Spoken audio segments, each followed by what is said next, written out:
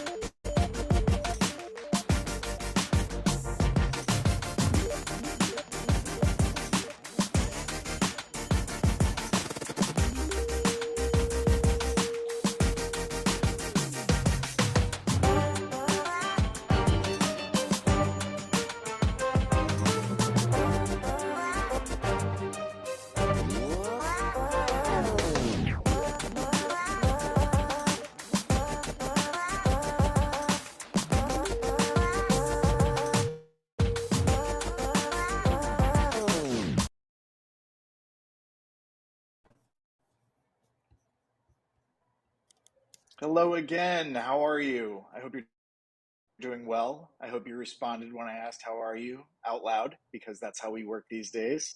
It's also how we recruit and onboard, right? So you are in the right place if you're looking for recruiting and onboarding strategies in a remote world. That is today's session. My name is Damien Smith. I'm the head of community at Workable, along with customer marketing. And I'm absolutely thrilled to be moderating this wonderful session today, talking about said strategies in recruiting and onboarding in a remote world. We've been there for years now. It's not going away anytime soon, at least in some way, shape, or form. And so let's talk about how we can make the most of our efforts in recruiting quality candidates, in onboarding them in a welcoming and warm environment, and making sure that their first experience with your company is as successful as possible. So again, as I mentioned, my name is Damien Smith. I am the head of community at Workable. Workable is a world-class recruiting software that allows you to track your applicants seamlessly through all stages of that process.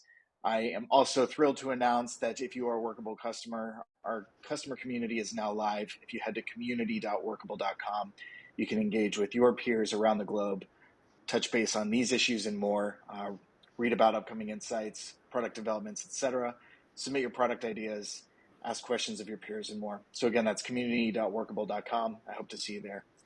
With that, I would love to pass the mic and introduce the panel of today's very talented resources and panelists that we have, who are going to be providing answers to my very poignant and driven questions. And I'd love to start off by introducing Sarah. Sarah, take it away. Hello, I am Sarah Ybarra. I'm a business recruiter at Checkr, and I work with an amazing team to help build out collaborative business units within our organization. We are focused on transparency, continuous learning, and DE&I, and definitely remote recruiting is something that our team does on the daily basis.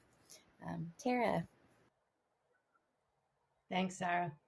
Hey everyone, I'm Tara. I'm the co founder and director of talent innovation at DefinedTalent. DefinedTalent is a boutique partnership driven recruiting agency that was founded March of 2022, the very beginning of this new world that we are all in now due to the pandemic. At DefinedTalent, we focus on partnerships with our clients and candidates to make it a more humanized experience and less about getting a body in a seat. We work with clients nationwide and within a variety of industries on roles within tech, marketing, creative, sales, account management, strategy, and we often specialize in finding purple unicorns. Dave, take it away. Hey, morning everyone. My name is Dave Deguzman. I'm the global head of recruitment for Ylopo. Currently recruiting in about 5 countries right now. So remote recruiting has been definitely a thing for us. The background on our company is we're pretty much a real estate technology platform, kind of sitting in the digital marketing space. So a lot of work in kind of like the machine learning, artificial intelligence, marketing automation, a lot of technical hiring as well. And yeah, I'm from Southern California, so based in LA.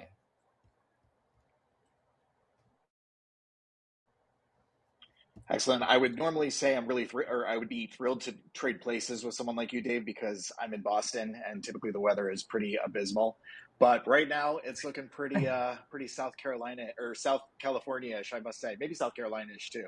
So I'm pretty happy about this. It's definitely improving the mood all around. Before It's we dive actually into some of the 95 and questions, raining here right now. that's right. Okay, It's so why don't we ridiculous. here? We got space over here. Come and join me. Yeah. Before we dive into the meat of the conversation, folks, I just want to let you know that you will stick around through the end because, in addition to being able to contribute some questions to our panelists, we'll also give you the necessary information so you can claim 1 SHRM credit because of your attendance with this session at this session. Also, in case you blip out because of heat-related technical issues or your dog starts barking or something, don't worry. We'll send you the full recording after the session is complete. So if you miss any pieces of this, except for obviously your live contributions to Q&A, you'll be able to get the full shebang right after the session is complete. So with that, let's dive right in and start talking to our panelists. First question is pretty simple, pretty basic.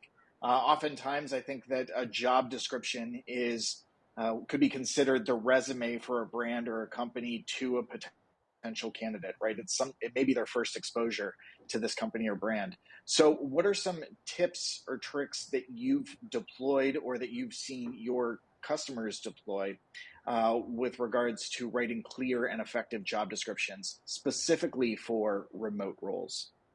And Tara, why don't we start with you? Awesome. I'd have to say the first tip would be really making sure to provide a clear title for the position. Getting fancy and creative is super fun. However, you could really miss out on candidates that are searching for common keywords and phrases. Another tip would be making sure the descriptions are written clearly, highlighting the must-have qualifications, the skills, and even certifications if necessary. I find it's really important to include the short-term and long-term expectations for the roles as well as day-to-day responsibilities. Transparency. Be as transparent about all the great parts as well as the not so great parts of the job. And last but not least, on top of making sure to clearly identify expectations, really hone in on site 100%, off site 100%, or hybrid. And if it's hybrid, what does that mean to that particular client and or role, as there's so many different roles that differentiate between what those expectations are. Yeah, it's true. Hybrid is such a nebulous term these days. I think it's a great point to bring up. You want to be as specific as possible, especially if you're using something like that can be open for interpretation. Dave, what are you doing these days to write clear and concise, direct job descriptions? Yeah, I think, kind of jumbling all the thoughts together from your hiring managers, kind of getting a generalized thought, I think is really important. So kind of getting like a baseline of what the job description needs to look like. And then kind of going back in with like a fine tooth comb and really identifying like the personality and kind of like the heart of like what your company is and why someone should work for your company.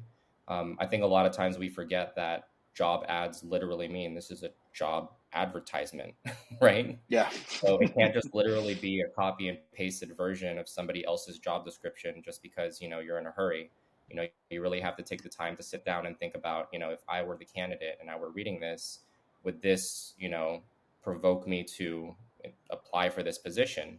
I think, also reading through it as well, just paying attention to things like, making sure there's gender neutral terms. If you're working with, let's say, a sales position, you don't want it to sound too masculine, like we're looking for, the world's best ninja that can, obliterate all sales goals. Those are things that, don't sound very inclusive.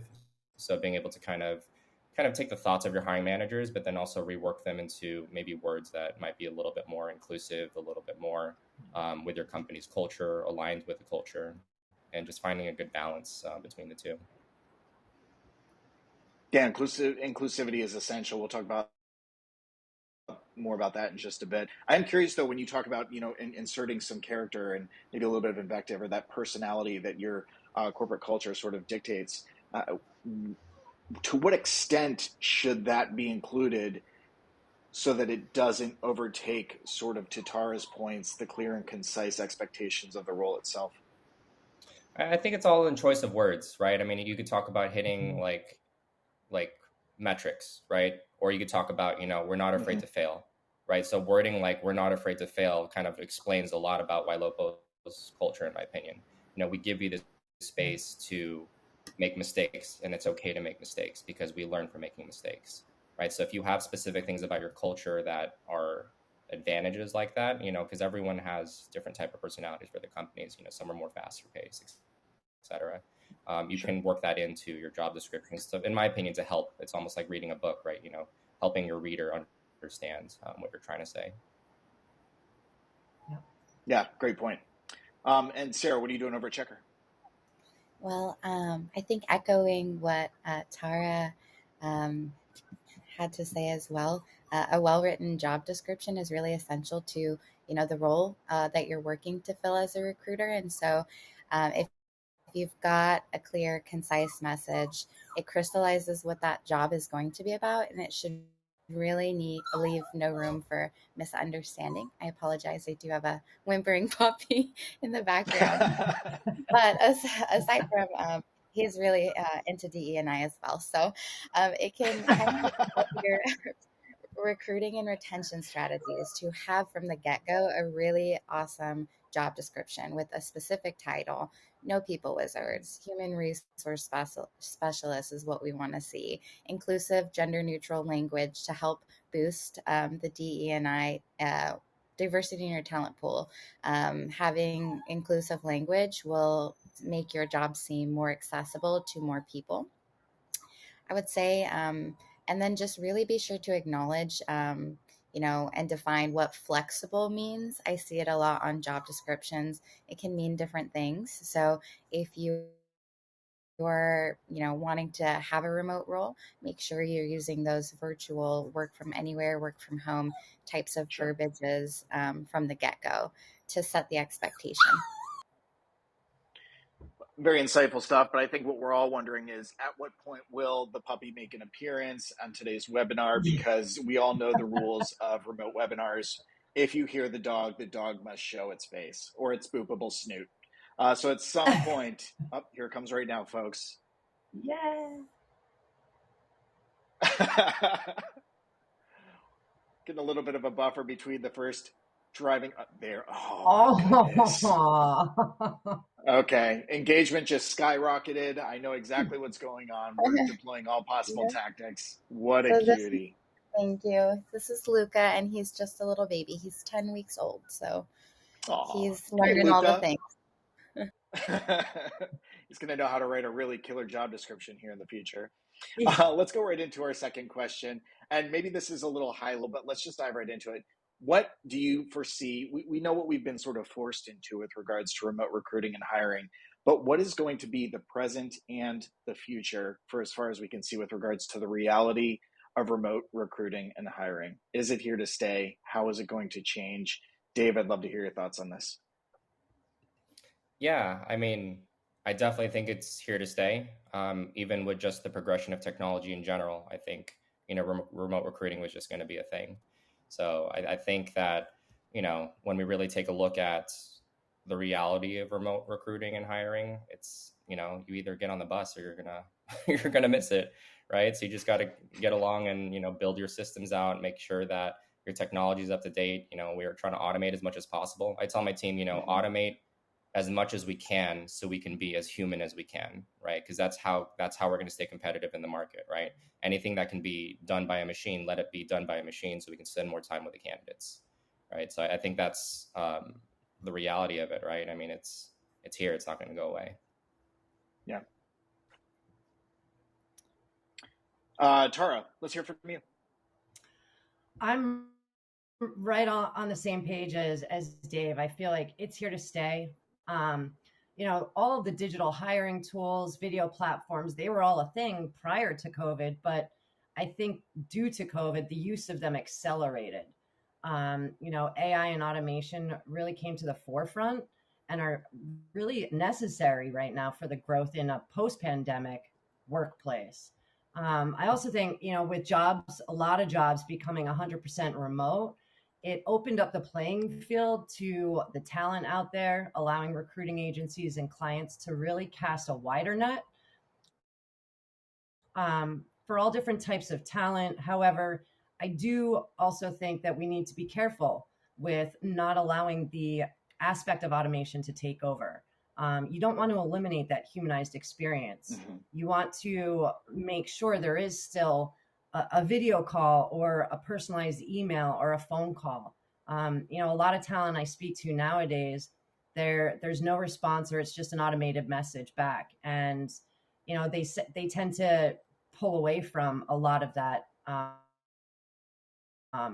connection and contact. So I think by personalizing it, I know for myself and my team, we're always trying to at least personalize at some point and have that human contact in order to be successful.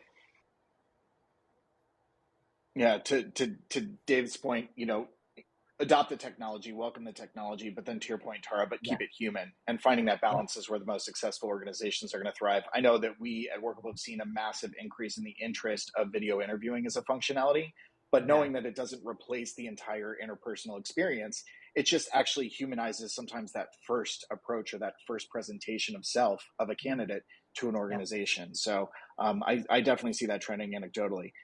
Sarah, what about at Checkr? Here at Checkr, I think that we've acknowledged that there are both positives and drawbacks to remote recruiting. So, to Tara's point, you can, look for talent outside of a specific geographical location that's not tied to an office. You can find amazing talent in places that you might not have been able to find it before.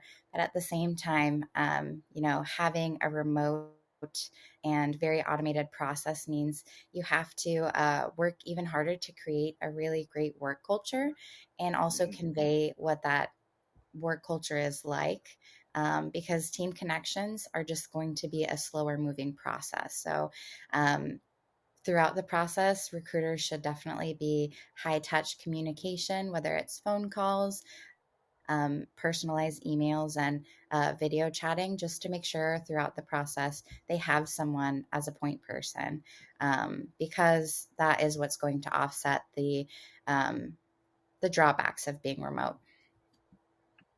Yeah, and let's build on that a little bit, I think, for our third question, which is how do we go about incorporating some practices to create, not necessarily replicate, because it's so difficult when folks aren't face to face, when there isn't that on site sense of belonging, where you're surrounded by people and energy and environment, and when you're sort of forcing that situation when either they're working from home, which carries its own set of stressors and influences and catalysts around them. But how do you go about trying as best you can to recreate that sense of belonging and welcomeness when you're onboarding remote employees? Dave, let's start with you again.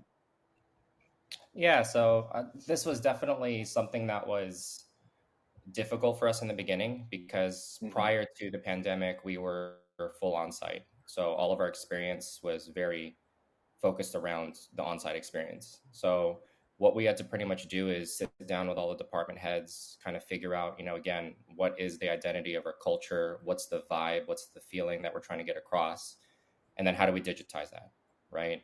How do we do our best to do that? So I think it was really, one, identifying that, and then figuring out this is the process that generalized we'll be able to go through for a majority of employees, like once they sign their offer letter, making sure that they get a welcome email, making sure that there's a lot of transparency around expectations, right? Like what's going to happen after you sign this offer letter? What's going to happen after you pass your background check, right? When do you get your laptop? This is going to happen on your first day. This is when IT is going to reach out to you.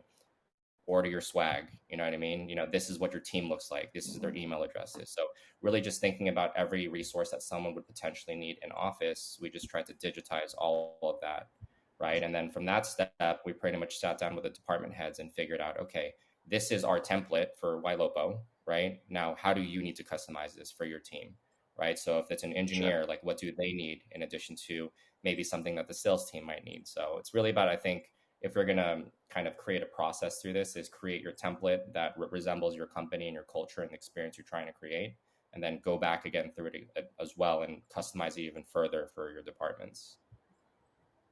Yeah, it makes a lot of sense. That personalization based on job role, carrying forward the personality of the company itself, but then also making it a little more niche to the folks that you're bringing on board is just going to help to make that as individualized as possible, even though sometimes it's tough with a new persona coming in.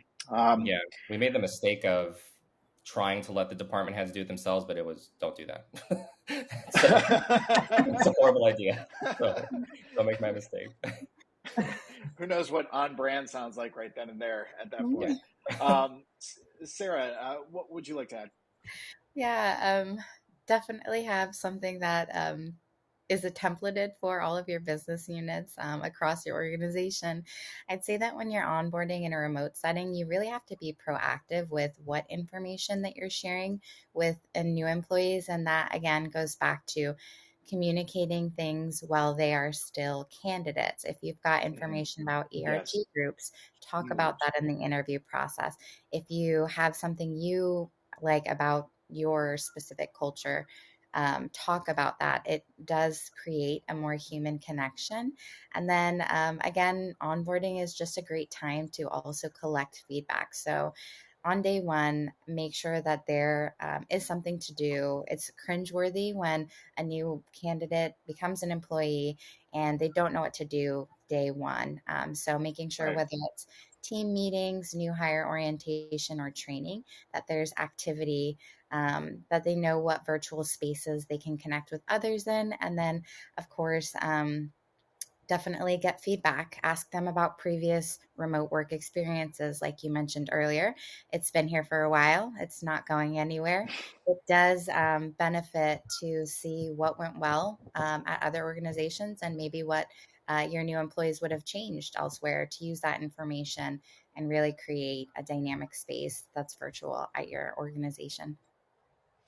I love that concept of continuing to market your organization even during the interview process. I think that does wonders both for that sense of welcomeness, that personalization, that humanization of the process itself. But then also, you're essentially selling the environment and painting that picture that this candidate is already there. And in this time where it seems like candidates can be a little more selective, where they feel like they have more options and they don't need to sit there and clamor waiting for the did I make it to the next stage or not part of the process. You're doing a great job on sort of setting the stage as to what they can expect when, if, they get that offer. So I think that's a really fantastic approach. Obviously, Tara, you're coming at it from a little different perspective because you were getting insights and feedback from both your client organizations as well as the candidates. So why don't we skew this question a little bit more toward the candidate experience? What are you hearing from candidates with regards to really positive experiences in remote onboarding? And what are some of the mistakes that maybe you've heard about that folks who are attending this webinar can avoid in the future so as not to set the wrong tone to create that welcoming environment during the onboarding process? Yeah, sure. It's great listening to Sarah and Dave talk because I get to hear different onboarding processes from so many different clients. And, one of my partners this morning said we should really replace the word onboarding with ROI because it's an investment plan. The more time and energy you put into onboarding somebody, the better outcome and long-term result it's going to produce for you. From an agency perspective, working with candidates, we like to walk hand in hand with our candidates. It's a partnership with our clients, but it's also a partnership with our candidates from the moment they receive an offer to accepting to making sure they have received all of their hardware that they're going to need or any work from home materials to set them up virtually for their first day. It is all about the employee experience. I've had some candidates leave after their first 7 days because they just were thrown into the wolves without knowing what was going to happen, but they were told in the beginning that they would be set up to succeed. So I think candidates at first, they appreciate knowing that they have our support because they can at least come back to us and say, hey, I'm lost. I don't know what I'm doing. So we can at least bring that to our client's attention. Right out of the gate, though, getting a mentor, providing a mentor for a new employee or someone that's been there for a long time is always a plus because outside of their hiring manager. So it's somebody that they can, lean on to say, hey, who do I talk to about this? How can I, get this to happen? What happens when this happens? Hiring managers are mostly, they want to bring you on board and kind of embed you, but it's nice to have that somebody that's outside of your team or outside of your hiring manager to lean on. What else do I have? I think also embedding employees into a culture right away is super important, whether it's virtual social events, games, or even if it's a personality assessment that gets shared with everybody and maybe some things get given to the employees so that they can get to know their team members just as much as their team members want to know them. But setting them up for success, you want them to properly be introduced to as many people as they can. Tools, having them set up with training. Maybe it's new tools to them or different ways that the company is now utilizing tools than they're used to. So I think it's just really trying to create that unforgettable experience that will not only let the new employee feel at home, but they'll talk about this experience for the years to come, and it kind of allows new employees to shed even a brighter light on the company itself that they've started to work at. Yeah, no question. And I got to be honest, like the idea of finding that mentor is really appealing. I think it builds on some innate urge for all of us, or all the need that we've all had since childhood. I think all of us have been a part of a buddy system, right? You go to a new school, you go to a summer camp or something like that. You're in a new environment, and having that buddy to kind of guide you through makes you feel more involved. And I love the concept that you have that's remove it from the organizational hierarchy, right? Remove it from your hiring manager. There are other components of that relationship that could really sully the openness and the candidacy or the candidness, of a new employee on being able to provide feedback if they're going to their direct supervisor. So that makes a ton of sense to me. And maybe it's just because it reminds me of summer camp. I don't know, but I'm like wanting to join. I'm wanting to go on board wherever you're hiring. So sounds great. Just kidding, Workable. I'm very happy here. All right, let's go into our last question before we open it up to the floor and get some of our attendees asking questions. By the way, if you would like to, folks, the easiest way to submit a question for our Q&A portion is just to the right of the window you're looking at. You may be involved in chat right now, which is wonderful. Hello to all of you in chat. But next to that option is Q&A. If you click into Q&A, you're welcome to submit questions there, or you're welcome to upvote an already submitted question so that we make sure that we prioritize the stuff that a majority of our attendees want to see. So with that, let's go into our last prepared question for the day, which is, I would love to just close this out with some best practices that you've either seen organizations do or that you have yourself have incorporated and have deployed in your respective organizations when it comes to creating remote onboarding plans that are goal specific? I know that Sarah touched on this pretty precisely with the fact that you need to have this ready day one, and that makes a ton of sense. So besides having it ready to go right out the gate, what are some other practices that you've seen that have made for really effective onboarding plans with goals attached to them? And maybe we'll start with Dave again this time. Why not? It's a winning process here. It's a winning order. Yeah. So go ahead, Dave. Yeah, I mean, I think best practices I touched on a little bit on the last question, but I think, one, creating a templatized version of what your company really needs to look and feel like that experience when the employee is onboarding, I think is definitely something to think about. And then two, you can't rush this process. I think some of the best practices was I sat down with each of the the department heads and I walked them through as if I was an employee, like saying, okay, well, this is Okay. because the way we set it up in our ATS, or not our ATS, our HRIS, is there's different trigger dates for each thing. So we do everything pretty much for the first 30, 60, 90 days. Our onboarding is still ongoing of things that we send to them. So we created a very automated process of, 7 days before they get hired, they get this email. 3 days before they get hired, they have to do this. 1 day before they get hired, Sure. they have to do this. So I sat down with our hiring managers and said, is this realistic? Does this feel natural if you're an employee that was joining on? So I think, not just creating a cookie cutter version. I think it's good to create structure, but again, to my prior point, go back in and experience that, because again, this is remote. It's not like you can just bob and weave, if it's on site, right? All of a sudden it's like, oh, have, Terry take you to lunch instead of this person. It's not that, this is all automated. This is all systematized. So really go in, experience it yourself, take them through that process and make sure that it's clean, because we've, when we've gone through practice sessions of it and we've found clear mistakes of like, this just doesn't flow well at all. So I think that's probably one Sure. of the best things when creating a process. Yeah, and I love the idea of going through it, kind of experiencing the feet on the street yourself so that you can sort of internalize, because we know if something doesn't feel right. Sometimes it looks good on paper, sometimes the process and the workflow looks appropriate, but we just know if it doesn't feel right or organic. So that's a great idea to kind of put yourself in the shoes, sort of undercover boss it. Tara, what do you have to say about this?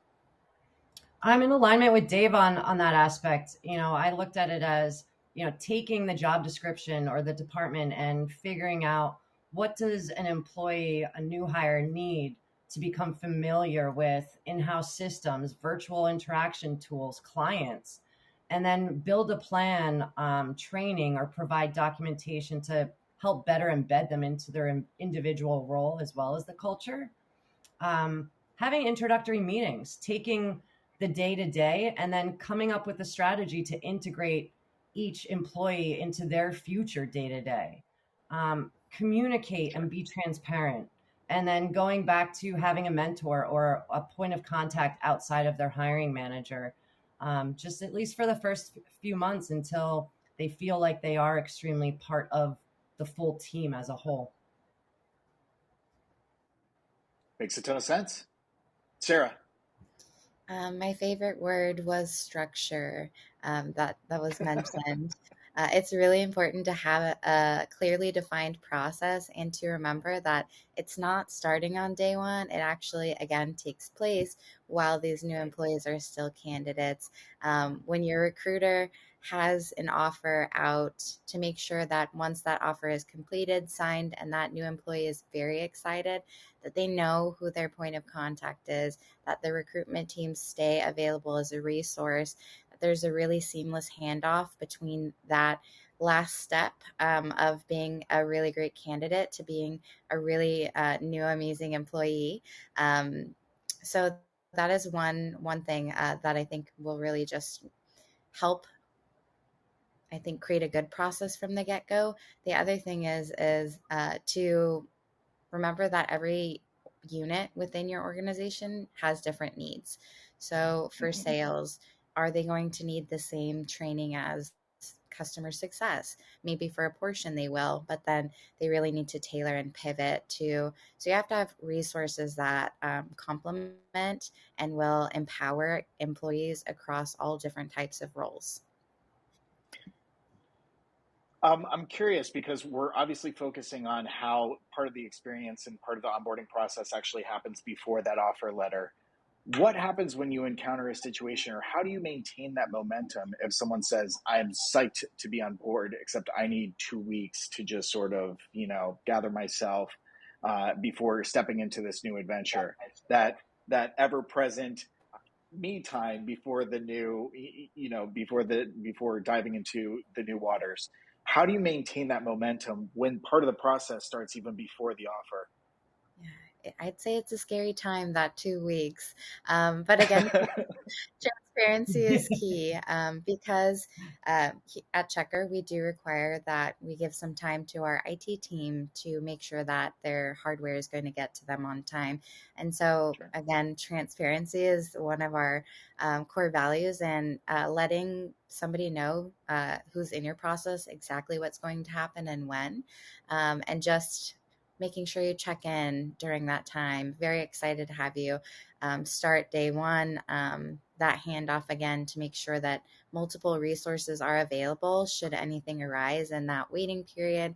And also just communicating, it's an exciting new step. We all kind of deserve to like decompress, take a beat, and celebrate what's going to be changing. Um, Right. I think when you look at it that way, it becomes a little less scary and very exciting to have someone, whatever job role they're filling, take a pause, acknowledge that they finished a really rigorous process. Most likely they've interviewed with multiple people. They probably are still working their normal job, or in this case are stressed out because of layoffs. And so to know that you've got an opportunity, a new chapter coming up, and you can take a beat is always nice. So true. It seems like you get that swag bag and that laptop in the mail, and it's like, don't worry, we're here for you. This time is yours. But in the meantime, know that it's safe, and here's our down payment. That's excellent. Great. Well, that's all I had for the prepared questions. I'm going to now jump over to our submitted Q&A and read some of the top voted questions that have been submitted from our attendees at this stage. If you have been waiting to come up with the premium question, go ahead and pop it into the Q&A section. To start off, though, we have a really great question that's been upvoted 6 times by our attendees, and it is, do any of our panelists recommend a quarterly or annual offsite for remote employees? I will chime in and say absolutely. Remote work is here to stay, but while we are remote, we've got more flexibility to do work the way we now are comfortable with. To have an in-person interaction will create a stronger bond. So whether it's having a team meet at the headquarter office for a couple days, to meet each other, to recalibrate on any goals or projects that their team is specifically going through, is going to make the remote aspect of the job, um, it's going to enhance the connectivity. And through that process, you can still be flexible. If people are not comfortable going in, it can be optional. Checkr just kind of laid off um, the policy, so now everyone can come in if they'd like to.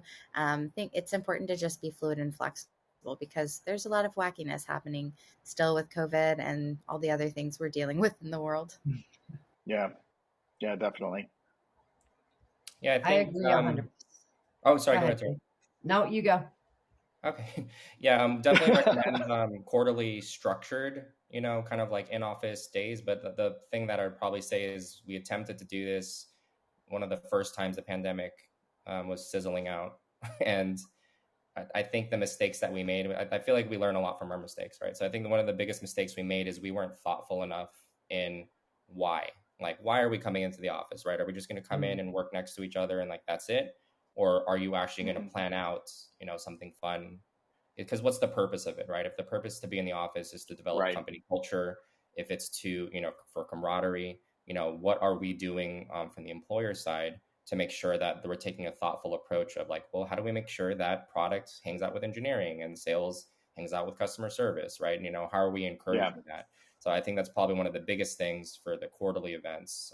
And then we also kind of encourage within, we are not big enough to really have ERGs quite yet, I'd say. We have like Slack groups of people essentially. So we have like Ylopo gamers, Ylopo makers, they're people that like make things, right? Ylopo parents. And we encourage those groups to pretty much meet and give them funding to meet pretty much monthly if they want to. So things like that, right? I think we have different degrees of you need to come in pretty much, right? So people that want to get out of the house, we give them that monthly opportunity. But then more structured from a corporate level, we try to meet up pretty much quarterly. So that, yeah, I absolutely think it's something good. Excellent. Tara? Yeah, I agree with all of this. It's our parent company is a digital product agency, DefinedLogic, and they used to be 100% on site. Excuse me. And then when we transitioned through the pandemic, we turned into a 100% remote based company, got rid of a large office space. But then what we did is we opened up a smaller experience center, which has been awesome. It's there for anybody, any employee that wants to get out of their home office and go to throughout the course of the week. But then we come together as a full company, whether it's like we've got an end of summer meetup next week where employees are all welcome to come, but we also offer a virtual option where we set it up in the studio and the cameras are on. So employees that don't feel like coming on site, they don't have to. So I think it's definitely the ability just to be flexible for every employee, because every employee's life has completely shifted, and not being, mandated to show up on site, I think alleviates a lot of the anxiety and stress that can come of that too. So I recommend it. And you get to show up, and I mean, there was people that I had never even met in person before. And so getting to meet them face to face and share that energy within an office together, I find it's undescribable sometimes too, to be able to be face to face with your colleagues. Yeah, I read an interesting article, pretty poignant, about how after, sort of the depth of the pandemic, when people started getting together offline again, for coworkers, sometimes they've been starting a new job in a remote environment, meeting their new coworkers, meeting their colleagues face to face for the first time, and they're like, what you never realize is how tall these people are. Oh, Like some that's a people who big you one. thought presented themselves really tall on Zoom, that they're actually a lot shorter than you imagined. So it's pretty wild to hear that. It's like, yeah, I guess we've only been kind of communicating with the busts of each other for so long that seeing the rest of the corporeal form is kind of crazy. I do find it pretty interesting because I know that the concept of making something accessible and available to all and keeping that hybrid mentality, even for something like offsites, it opens up a new set of challenges, which is how do I make the experience as equitable as possible for someone who decides to attend virtually as opposed to in person. And I know that could be an entirely separate webinar. So, but it is something to consider as you're looking to make those offsites a reality, and striving to make it as comfortable for as many people as possible. I think because of that conversation that we actually answered Kiara's question about human interactions, and maybe touching a little bit on it, whether they be virtual or face to face. So I'm looking for other questions. Maybe we'll do one more. Do any of our panelists have an example of a unique welcome outreach or a unique way to stay in touch before the start date? So this is managers, recruiters. I know that Sarah mentioned that Checkr does this as sort of de facto process. Are there any anecdotes or any particular instances you can think of that really stand out as a classic and unique example of outreach, or just that way to stay in touch before an actual start date? We do something unique, and it feels like it works well because we almost don't have any no starts. Is I pretty much tried to create like an Amazon purchase experience where you buy it, it says, oh, thanks for your order, it ships, your order's on the way, it's here, your order's been delivered, right? So we pretty much do the same thing, like, thanks for signing your offer, welcome to the team, your laptop is on the way, well, please make sure you do XYZ. And then so we have like a 5-step automated email process essentially when IT orders their device, they can pick out their equipment. So when they get their equipment, we have emails to kind of say, this is the equipment we're shipping you. This is what to expect on the first day. So I think that's been really helpful, is, again, automating as much as possible so we can stay as human as possible, right? So just making them feel engaged. And then also checking, we have a lot of like pre-start checklists for employees.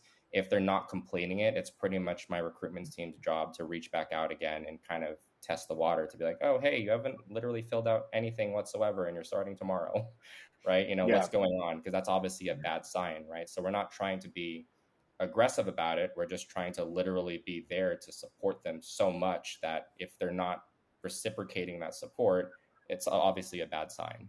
So I think that's just nice that you create a system that's just there for them so much that if they're not there kind of doing the same thing, they have, you can get a good feel like, okay, we need to open up the search again. I'm pretty sure this person's not going to start. Yeah. Anyone else have anything to add to that? In terms of unique onboarding experiences, one of the things I really like that we do at Checkr happens after onboarding class begins. And a few companies that I've been at just didn't even have like a general onboarding class. So to have a general boot camp style where people are meeting other new employees is really amazing. To then tailor it and have even more specific training groups is wonderful. But one of my favorite things that I love opening is the new Checkr employees, where it's a photo, the LinkedIn hyperlink, and a fun fact about the folks that are joining. It's just like a really good, unique personal touch. It makes me feel like I'm meeting people that I'm just reading about over an email. So I do enjoy Amazing. that. Mm-hmm. So what I'm hearing is replicate a streaming experience by sending some videos and stuff about what you can expect. Replicate an online ordering experience, because we all know what it's like to get that. Your order is confirmed. It's on its way. To replicate a dating app experience, sort of by putting up your profile information with your LinkedIn. I think we're really capitalizing on what people were relegated to do exclusively during the downtimes of the pandemic. That's fascinating. I think we're wrapping up on time right now. We want to make sure that we stay respectful of our attendees and get that SHRM information so that you know what code to enter to receive your 1 credit for attending this session. But I want to thank you all so much for participating today. Really insightful stuff coming from so many different industries and tiers of experience. And so thank you again, Tara, Dave, and Sarah, for joining. If you would like, there's now a poll that's open up. You're welcome to click into this as you see fit. If you'd like to hear more information from any of us with regards to your needs and helping to make that remote onboarding experience as seamless as possible. In the meantime, this recording will be available to you after probably later today. You'll get an email that has a link to the recording so you can share it with any peers who weren't able to attend. Love seeing these live results come in. They want to hear from all of us. That's excellent. So thank you again for attending. If we didn't get to your question, feel free to reach out to us on the social medias, and we'll try and reply as quickly as possible. Or you can continue the conversation over at community.workable.com. Chat with some of your peers from around the globe. Thank you again so much. Thanks to our co-host at Checkr and to Sarah Checkr, to David Ylopo, and to Tara at Tara. DefinedTalent. All right. DefinedTalent. Gotcha. No, this was an absolute blast. So thank you all. And thank you. Enjoy the rest of your day.